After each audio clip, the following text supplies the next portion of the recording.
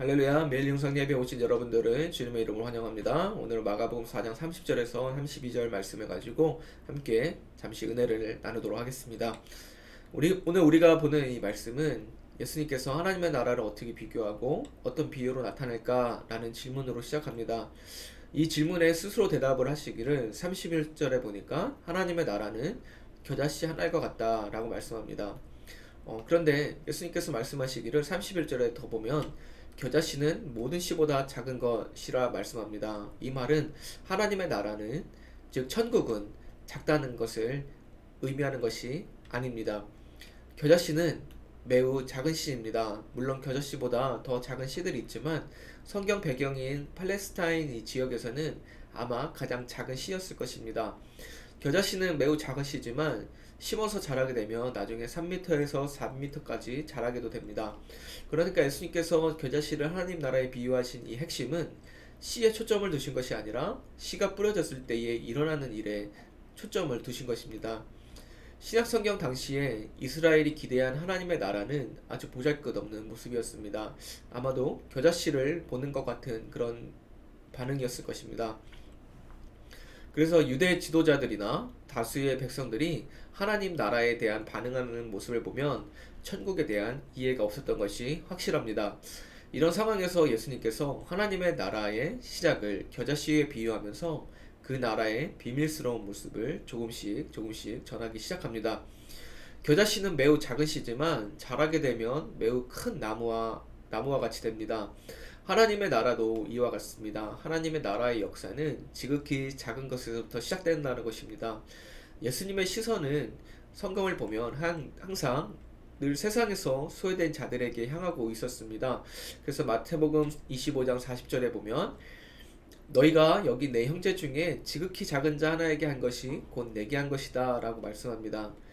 줄이고 목마르고 병든 자들과 같이 소외된 자들에게 예수님은 먼저 다가가셨고 그들 가운데에 하나님의 나라의 역사가 나타나니까 아픈 자들이 병이 낫고 절름발이가 걷게 되고 소경이 눈을 떠서 세상을 보는 기적들이 일어나게 됩니다. 하나님의 역사는 지극히 작은 것에서부터 시작됩니다. 아담 이후로 죄가 세상을 덮고 인간은 죄악 아래에 살게 되었습니다. 그 죄의 결과로 나타나는 증상이 바로 이 질병입니다. 그리고 죽음입니다. 그렇지만 하나님께서 자신의 피조물이 더 이상 이러한 고통을 받는 것을 두고 볼 수 없기 때문에 자신의 가장 소중한 아들인 예수를 세상에 보내시고 그분께서 우리를 대신해서 십자가에 죽으심으로 말미암아 우리가 나음을 입고 하나님께 나아갈 수 있는 길이 열렸습니다. 예수님께서는 세상에 계실 때에 사람들의 조롱거리가 되었고 멸시를 당하기도 했습니다. 병든 자를 고치시고 오병이와 같은 기적을 행하실 때에는 사람들의 영광을 받는 것이 아니라 오히려 피하시고 하나님의 일인 지극히 작은 것을 실천하셨습니다. 그것이 하나님의 나라를 전하는 일이라 생각하셨기 때문입니다. 여러분, 우리가 사는 이 세상은 죄악이 가득한 세상입니다. 그러나 우리가 이 땅에 살면서 이 세상을 등을 지고 자포자기 하는 마음으로 사는 것이 아니라 우리가 그리스도의 빛이 되어서 이 맡겨주신 생명을 다하는 날까지 최선을 다해서 복음을 전하고 세상을 치유하며 예수님과 같이 하나님의 나라를 만들어 가야 합니다. 나의 마음과 나의 가정과 나의 교회와 회사와 사업장 가운데에 하나님의 나라가 임해야 됩니다. 그것이 하나님께서 우리를 세상에 보내신 이유입니다.